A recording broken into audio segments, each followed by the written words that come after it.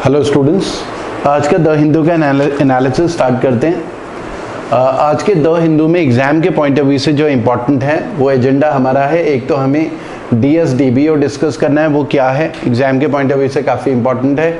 मनरेगा है, MG NREGA, model policing, PLFS, WHO, relation between pollution, covid and death rate, और UNODC। तो ये कुछ एडिटोरियल्स हैं और इम्पॉर्टेंट न्यूज़ हैं जो एग्ज़ाम के पॉइंट ऑफ व्यू से काफ़ी इंपॉर्टेंट है। तो आज हम ये डिस्कस करने वाले हैं, ये हमारा आज का एजेंडा है। उसके अलावा हमारा इक्वेशंस IAS ऐप है, गूगल प्ले स्टोर से आप डाउनलोड कर सकते हैं। उसमें कंप्लीट स्टडी मटेरियल आपको मिलेगा। ठीक है, हमारे अलग अलग कोर्सेज हैं। UPSC के लिए भी कंप्लीट कोर्स है, बैंक SSC के लिए भी कंप्लीट आपको कोर्स मिलेगा। वीडियो लेक्चर्स हैं, स्टडी मटेरियल है, टेस्ट हैं, मॉक टेस्ट वगैरह सब कुछ मिलेगा। उसके अलावा फ्री टेलीग्राम चैनल है, आप ज्वाइन कर सकते हैं, जिसमें हम स्टडी मटेरियल अपलोड करते रहते हैं। UPSC के लिए अलग है, SSC के लिए अलग है। उसके अलावा आप हमारे चैनल को सब्सक्राइब कर सकते हैं, लाइक कर सकते हैं अगर आपको ये वीडियो पसंद आता है। फ्रंट पेज में आते हैं द हिंदू के। हमें ये बोला है PLA pulls back from Galwan clash site. तो PLA क्या है, पहले आपको ये पता होना चाहिए। PLA पीपल्स लिबरेशन आर्मी है। चाइना की आर्मी को हम बोलते हैं पीपल्स लिबरेशन आर्मी।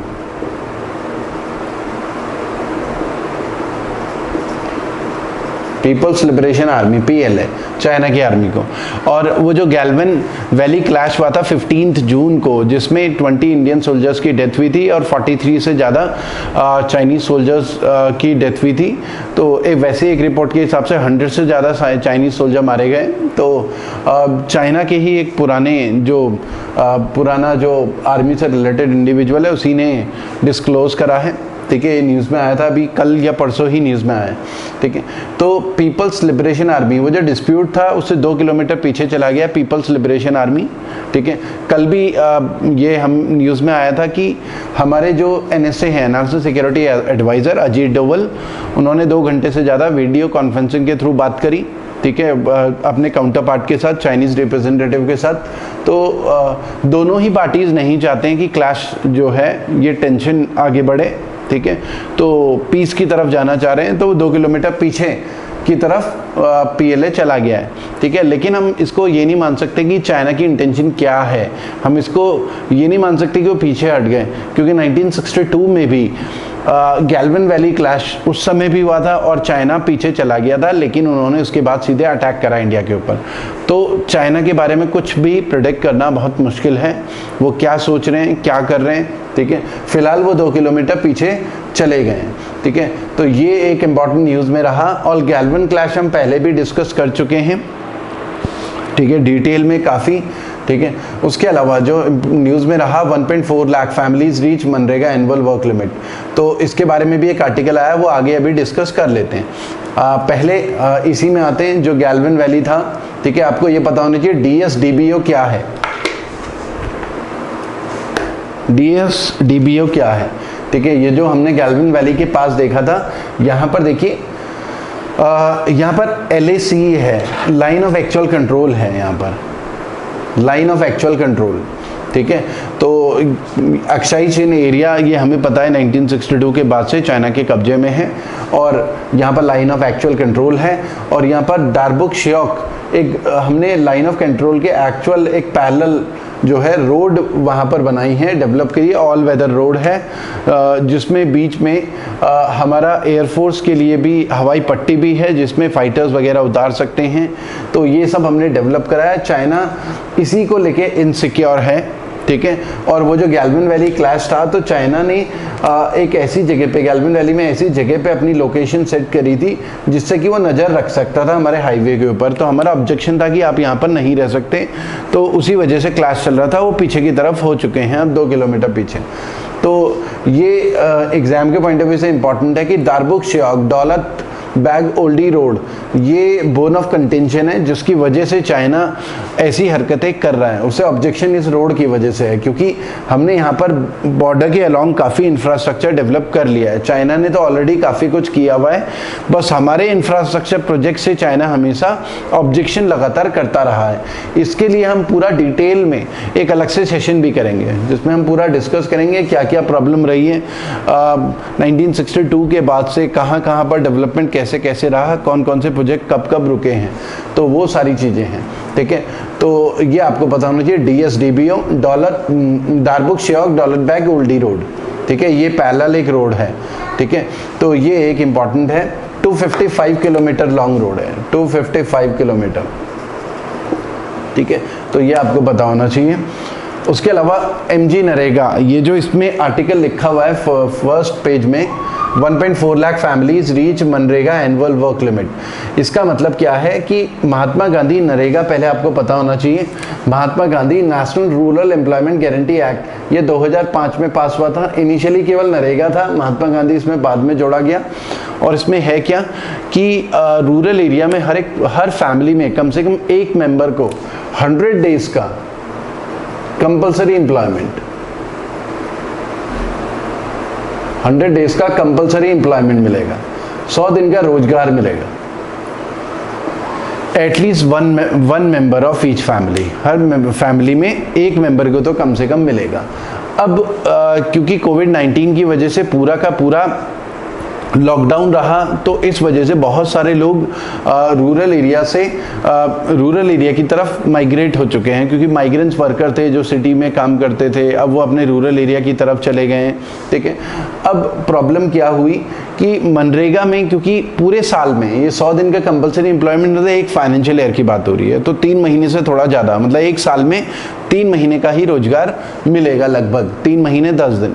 ठीक है, तो मनरेगा के डेटाबेस के हिसाब से ये पता चला है कि 1.5 लाख पुअर हाउसहोल्ड मतलब जो BPL फैमिलीज में आते हैं, गरीब परिवार, तो ये 1.4 लाख गरीब परिवार, और इंडिया में एक फैमिली में 5 मेंबर माने जाते हैं ऑन एन एवरेज, तो 1.4 की 5 से मल्टीप्लाई करें अगर, तो 7 लाख लोग जो हैं, जो ऑलरेडी उन्होंने कंप्लीट कर लिया है, परिवारों ने 1.4 लाख परिवार, वैसे फैमिली में केवल एक ही को एम्प्लॉयमेंट मिल रहा है, तो 1.4 लाख पुअर फैमिलीज ने 100 डेज का कोटा कंप्लीट कर लिया है। तो सरकार जो मनरेगा में एम्प्लॉयमेंट प्रोवाइड कर रही थी 100 दिन, अभी ये जुलाई ही है, आधा साल हुआ है, और उन्होंने 100 दिन का कोटा पूरा कर लिया, और अब आगे उनके कोटे का कोई भी डेज बचा ही नहीं है, तो उनको मनरेगा में कोई भी एम्प्लॉयमेंट नहीं मिलेगा, क्योंकि मनरेगा में 100 दिन के ही रोजगार की बात हो रही है। ठीक है, तो लॉकडाउन की वजह से वहाँ पर सरकार ने भी कोशिश करी मनरेगा के जो काम जो है वो लगातार कराए जाएं। ठीक है, तो एक तो ये इसमें इम्पोर्टेंट आर्टिकल में लिखा हुआ है। दूसरा इसमें ये भी लिखा हुआ है कि अनदर 7 लाख हाउसहोल्ड, 7 लाख परिवार और ऐसे हैं जिन्होंने 80 दिन पूरा कर लिया। 1.4 लाख परिवार, गरीब परिवार ऐसे हैं जिन्होंने 100 दिन पूरे कर लिए, और 7 लाख परिवार ऐसे हैं जिनके 80 दिन कंप्लीट हो गए हैं। अब वो भी जल्दी ही, मान लो 1 या 1.5 महीने के अंदर उनका भी 100 दिन कंप्लीट हो जाएगा। फिर उसके बाद क्या, क्योंकि लॉकडाउन की वजह से वैसी इकोनॉमी में बहुत ज़्यादा स्टैग्नेशन आ चुका है, एम्प्लॉयमेंट नहीं है, तो उसके बाद और ज़्यादा प्रॉब्लम बढ़ जाएगी। तो आर्टिकल में यही लिखा हुआ है कि कुछ एक्टिविस्ट थे, उन्होंने बोला था 100 दिन बहुत कम है, इसको डबल करना है, 200 दिन का कम से कम एम्प्लॉयमेंट मिलना चाहिए। ठीक है, क्योंकि बहुत सारे परिवार फिर सर्वाइव ही नहीं कर पाएंगे, क्योंकि लॉकडाउन की वजह से वैसे ही उनका एम्प्लॉयमेंट जा चुका है। तो ये इस आर्टिकल में लिखा हुआ है। ठीक है, आप थोड़ा पढ़ के समझ भी सकते हैं, बस एग्जाम के पॉइंट ऑफ व्यू से आपको समझना है। इसमें गैल्वन वैली थोड़ा थोड़ा इसे समझना है। ठीक है, और ये रोड के बारे में आपको पता होना चाहिए। दूसरा, मनरेगा क्या है वो पता होना चाहिए, एग्जाम में यही आता है। थोड़ा सा ये आपको आर्टिकल एग्जैक्टली ऐसा एग्जाम में नहीं आएगा कि कितने लोगों का 100 दिन कंप्लीट हो चुका है। इसका बस एक ओवरव्यू लेना है, आपको एक आइडिया होना चाहिए कि मनरेगा क्या है। एग्जाम में यही चीज़ें आने वाली हैं। ठीक है, डिस्क्रिप्टिव आंसर राइटिंग जो मेंस में आता है, उसके लिए आपको कंटेंट मिल जाता है कि कोविड-19 की वजह से क्या क्या प्रॉब्लम आ रही है। उसके अलावा द हिंदू में ही फ्रंट पेज में अगर हम देखें तो एक फेस ऑफ है, म्युनिसिपल हेल्थ स्टाफ है, कोविड-19 टेस्ट। एक तो ये दिया हुआ है कि मुंबई में वहाँ पर जो टेस्टिंग को लेकर चल रहा है, तो म्युनिसिपल हेल्थ स्टाफ है। ठीक है, उसका एक फोटो दिया हुआ है, वो इतना इंपॉर्टेंट नहीं है। कोविड-19 टेस्ट 1 करोड़। ICMR के बारे में पता होना चाहिए, Indian council for medical research. ठीक है, इसकी फुल फॉर्म पता होनी चाहिए। उसके अलावा ये न्यूज़ में है कि कोविड-19 1 करोड़ टेस्ट इंडिया में हो चुके हैं। ठीक है, ये ICMR का कहना है। 1 करोड़ से ज़्यादा टेस्ट इंडिया में हो चुके हैं। तो एग्ज़ाम के पॉइंट ऑफ व्यू से इतना इंपॉर्टेंट नहीं है, बस थोड़ा थोड़ा आपको इन्फॉर्मेशन होना चाहिए कितने टेस्ट हो गए हैं, ठीक है। अब अप टू डेट रहना है। एग्ज़ाम में ऐसा कुछ नहीं आएगा कि कब किस दिन 1 करोड़ टेस्ट कंप्लीट हुए थे, ऐसा कुछ एग्ज़ाम में नहीं आएगा, ठीक है। उसके अलावा रीओपन मॉन्यूमेंट्स एग्जाम के पॉइंट ऑफ व्यू से कोई इंपॉर्टेंट नहीं है, बस ये है कि जैसे कुतुब मीनार वगैरह जो भी मॉन्यूमेंट्स ओपन हुए हैं वहाँ पर डिजर्टेड लुक, मतलब कोई भी पब्लिक नहीं आ रही है, तो खाली है, ठीक है। तो ये भी एग्जाम के पॉइंट ऑफ व्यू से इंपॉर्टेंट नहीं है, ठीक है। ये भी एग्जाम के पॉइंट ऑफ व्यू से इंपॉर्टेंट नहीं है, लेकिन आपको पता होना चाहिए कोरोना वायरस एयरबोर्न, ठीक है। कुछ एक्सपर्ट्स 239 एक्सपर्ट्स ने वार्न करा है वर्ल्ड हेल्थ ऑर्गेनाइजेशन को, क्योंकि WHO अभी तक हाथ धोने को लेकर ज़्यादा जोर दे रहा है कि हाथ धोना है, हाथ धोना है, ठीक है। और जो है सैनिटाइज करने हैं हाथ, ठीक है, हाथ मुंह में लगा रहे हैं, उस वजह से कोरोना फैल रहा है। लेकिन कुछ एक्सपर्ट्स का कहना है कि हाथ धोने को लेकर ज़्यादा जोर दिया है, जबकि कोरोना वायरस हवा से ज़्यादा फैलता है, ठीक है। तो हवा को इतनी इंपॉर्टेंस नहीं दी है, ठीक है। जहाँ पर खासकर पोल्यूशन ज़्यादा है तो वहाँ पर हवा से ज़्यादा फैल रहा है कोरोना वायरस, जबकि WHO हाथ धोने पर ज़्यादा जोर दे रहा है, ठीक है। तो ये ऐसा कुछ एक्सपर्ट्स का कहना है, WHO को उन्होंने लिखा है, वार्न करा है, ठीक है। तो ये एक न्यूज़ में रहा। उसके अलावा जो एडिटोरियल में रहा हमारे पास, जैसे ये रहा गैंगस्टर ऑफ कानपुर, ये काफ़ी न्यूज़ में रहा है। हमें पता है विकास दुबे एक गैंगस्टर है जिसको अरेस्ट करने के लिए पुलिस गई थी, 8 पुलिस वालों को गोली मार दी गई थी वहाँ पर कानपुर में, ठीक है। तो वो काफ़ी न्यूज़ में रहा। अब एग्ज़ाम में ये नहीं आएगा कि वो गैंगस्टर कौन था, विकास कितने पुलिस वाले मारे गए, ये सब एग्ज़ाम में नहीं आएगा। UPSC मेंस के एग्ज़ाम के पॉइंट ऑफ व्यू से आपको बस कुछ चीज़ें पता होनी चाहिए। एक तो इसमें बहुत इंपॉर्टेंट चीज़ें ये लिखी हुई है, criminal gang shielded by politics and police force that had bent to caste communal political vested interest. बहुत अच्छी लाइन है जिसमें लिखा हुआ है कि क्रिमिनल गैंग जो होते हैं उनको पॉलिटिक्स, जो पॉलिटिकल लीडर्स हैं वो ही उन्हें बचाते हैं। जो पुलिस फोर्स में कुछ लोग ऐसे हैं जो उन्हें बचाते हैं, और इसमें कास्ट भी इन्वॉल्व रहती है, इसमें रिलीजन भी इन्वॉल्व रहता है, इसमें पॉलिटिकल वेस्टेड इंटरेस्ट भी रहते हैं अलग अलग ग्रुप के, तो वही सब लिखा हुआ है, ठीक है। और जिसका खामियाजा पुलिस वालों को, जो बेचारे पुलिस वाले अपनी ड्यूटी करने के लिए वहाँ पर गए थे कानपुर में अरेस्ट करने के लिए, उनको अपनी जान देकर गंवाना पड़ा। तो ये बहुत बड़ा नेक्सस है। तो यहाँ पर नेक्सस की बात हो रही है इस आर्टिकल में, पुलिस वालों के बीच में, ठीक है, और क्रिमिनल्स के बीच में और पॉलिटिशियंस के बीच में जो नेक्सस है उसके बारे में इस आर्टिकल के बारे में बात है। उसके अलावा इसमें यह भी लिखा हुआ है क्वालिटी ऑफ पुलिसिंग जो है वो थोड़ा गड़बड़ है इंडिया में। क्वालिटी ऑफ पुलिसिंग का मतलब है कि पुअर ट्रेनिंग, पुलिस वालों, जो पुलिस वाले हैं उनकी ट्रेनिंग इतनी अच्छी नहीं होती, एंड एलियनेटिंग, अलग रखते हैं उन्हें, डीह्यूमनाइजिंग वर्क एनवायरनमेंट है। वर्क एनवायरनमेंट कैसा है, पुलिस वालों को कोई फैसिलिटी नहीं है, उनके सोने के लिए कोई फैसिलिटी नहीं है, चौकी में, पुलिस स्टेशन में पानी की प्रॉब्लम है, चाय भी नहीं मिलेगी उन्हें, मतलब बहुत सारी प्रॉब्लम्स हैं। तो बहुत बुरी हालत में कई बार पुलिस वाले अपनी ड्यूटी, बारिश में भीग जाते हैं, तो कई कंडीशंस ऐसी हैं, एनवायरनमेंट प्रॉपर नहीं है, तो वर्क एनवायरनमेंट की वजह से भी प्रॉब्लम्स होती है पुलिस में।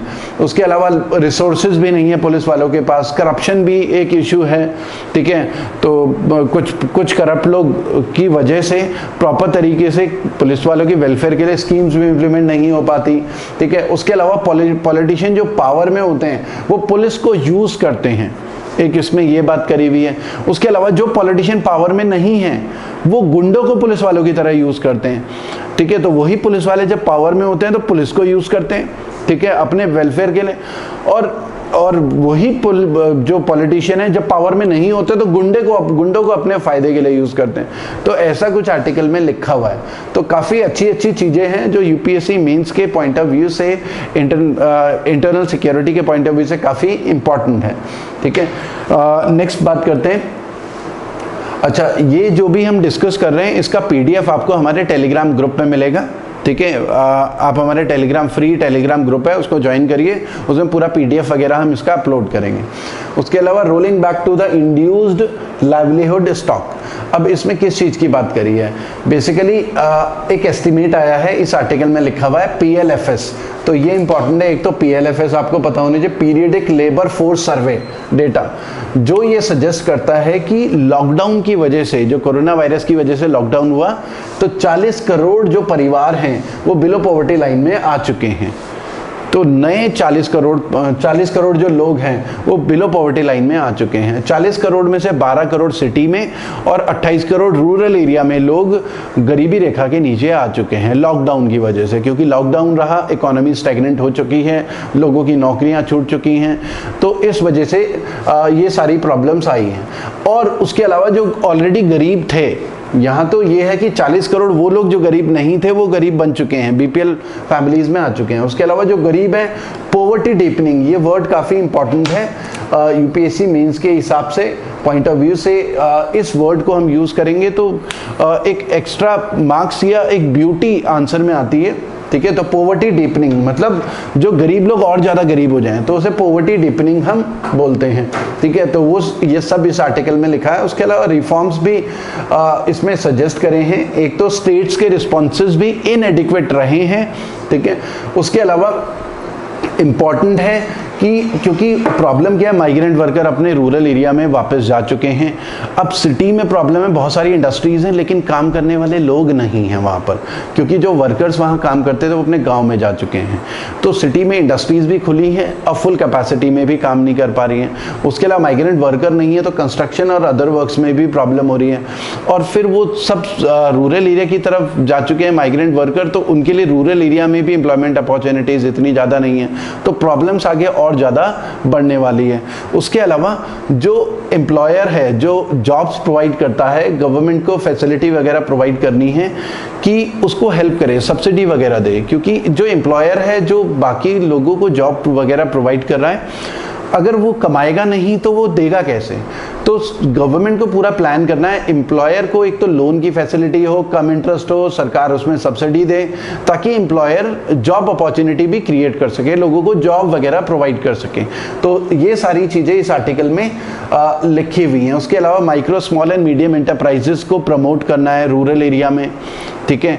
तो वो सारी चीज़ें इस आर्टिकल में लिखी हुई हैं, ठीक है। तो सब्सिडाइज्ड लोन मिले, तो काफ़ी इंपॉर्टेंट चीज़ें हैं। इकोनॉमी को रिवाइव करने के लिए पूरा एक प्लान बनाना है अच्छे से, ठीक है, ताकि लोगों को रूरल एरिया में जॉब वगैरह प्रोवाइड हो सकें और सिटी में भी जो इंडस्ट्रीज़ वगैरह हैं वो फुल कैपेसिटी में धीरे धीरे करके आ सकें, क्योंकि कोविड-19 की वजह से प्रॉब्लम्स बहुत ज़्यादा बढ़ चुकी हैं। और आने वाले टाइम में अगर जल्दी ही कुछ नहीं करा तो आने वाले टाइम में और ज़्यादा प्रॉब्लम्स बढ़ने वाली हैं। तो वो सारी चीज़ें इस आर्टिकल में लिखी हुई हैं, ठीक है। तो ये इंपॉर्टेंट है, PLFS ये आपको पता होना चाहिए कि क्या है, ठीक है। UPSC मेंस के हिसाब से काफ़ी इंपॉर्टेंट है, ठीक है। सोशल डेवलपमेंट में से रिलेटेड जो भी क्वेश्चंस आते हैं उसमें आप काफ़ी अच्छे से आंसर राइटिंग कर सकते हैं अगर एक अंडरस्टैंडिंग आपकी हो जाए। उसके अलावा WHO डायरेक्टर है टेड्रोस एडेनोम, तो ये भी न्यूज़ में रहते हैं। उसके अलावा जो आर्टिकल है हमारे पास एडिटोरियल में, व्हाट अबाउट WHO, तो ये आर्टिकल बेसिकली क्या है, वर्ल्ड हेल्थ ऑर्गेनाइजेशन को क्रिटिसाइज किया हुआ है कि वर्ल्ड हेल्थ ऑर्गेनाइजेशन ज़्यादातर जो पावरफुल नेशंस हैं उनकी मर्सी पे काम कर रहा होता है। मतलब जैसे पावरफुल नेशन हम बोलें US है या हम बोलें कि चाइना है पावरफुल नेशन, तो उनकी मर्सी पे काम कर रहा है। जैसे एटलीस्ट इस आर्टिकल के हिसाब से एटलीस्ट 3 बार ऐसा हुआ है, ठीक है, 30 जनवरी को भी जोड़कर, हेल्थ इमरजेंसी की उससे रिलेटेड जो कंसर्न WHO के ने डिक्लेयर करे थे उन्होंने चाइना को प्रेज करा था, ठीक है। तो मतलब एटलीस्ट 3 ओकेजन ऐसे हैं कि चाइना की तारीफ कर रहा है बार बार WHO, जबकि हमें ये पता है कि दुनिया को 20 जनवरी को पता चल गया था ह्यूमन टू ह्यूमन ट्रांसमिशन कोविड-19 का, 20 जनवरी को दुनिया को पता चला था। लेकिन साइंटिफिक एविडेंस ये कहते हैं कि अर्ली नवंबर में चाइना को पता चल गया था और ये human to human transmission increase हो चुका था चाइना में कोरोना से रिलेटेड, और 20 जनवरी को दुनिया को पता लगा और WHO लगातार चाइना की तारीफ कर रहा था। ठीक है, या हम कह सकते हैं कि चाइना WHO को पूरी इंफॉर्मेशन नहीं दे रहा था, और क्योंकि WHO डिपेंडेंट था चाइना के ऊपर कि वो उससे इंफॉर्मेशन दे फिर दुनिया के लिए डिक्लेयर करे, तो चाइना बहुत सारी इंफॉर्मेशन छुपा रहा था, जो कि डोनाल्ड ट्रंप ने आरोप भी लगाए चाइना के ऊपर धोखेबाजी के और डेटा छुपाने के, जिस वजह से पूरी दुनिया में कोरोना फैला। ठीक है, तो वही सब लिखा हुआ है कि WHO जो है वो डिपेंडेंट है पावरफुल कंट्रीज के ऊपर, उनके हिसाब से चल रहा है। तो हमें क्या करना है, हम जो है ये जो पावरफुल नेशंस को अलाउ नहीं कर सकते कि पूरी दुनिया की जान को खतरे में डाले। तो WHO में भी रिफॉर्म्स की ज़रूरत है, बहुत सारे स्टेप्स लेने की ज़रूरत है। ठीक है, तो यहाँ पर ये पूरा आर्टिकल WHO से रिलेटेड है कि वहाँ पर पॉलिटिक्स बहुत होती है, पावरफुल नेशंस के हिसाब से WHO कई बार चलता है। उसके अलावा हमारे पास दिया है health crisis before the next health crisis. ये जो आर्टिकल है काफ़ी बहुत बढ़िया आर्टिकल है, जो रिलेटेड है हमारा एक तो ग्लोबल वार्मिंग से,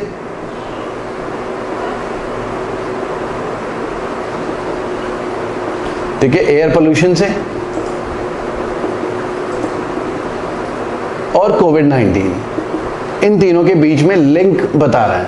global warming, air pollution and कोविड-19, ठीक है, या हेल्थ, ऐसा लिख लेते हैं, हेल्थ इमरजेंसी, हेल्थ सिचुएशन, ठीक है, हेल्थ केयर फैसिलिटी। तो अगले हेल्थ क्राइसिस से पहले हमें ये देखना है कि ग्लोबल वार्मिंग, एयर पोल्यूशन, और ये चैलेंज है, ग्लोबल वार्मिंग को भी कंट्रोल करना है, एयर पोल्यूशन को भी कंट्रोल करना है, हेल्थ क्राइसिस आगे ना हो, इन सारी चीज़ों को लेकर ध्यान देना है। ठीक है, तो ये इस आर्टिकल में यही सारी चीज़ें लिखी हुई हैं, और ये भी इसमें देखा गया कि एयर पोल्यूशन और कोविड-19 के बीच में एक लिंक है, कोरोना और एयर पोल्यूशन के बीच में एक लिंक है।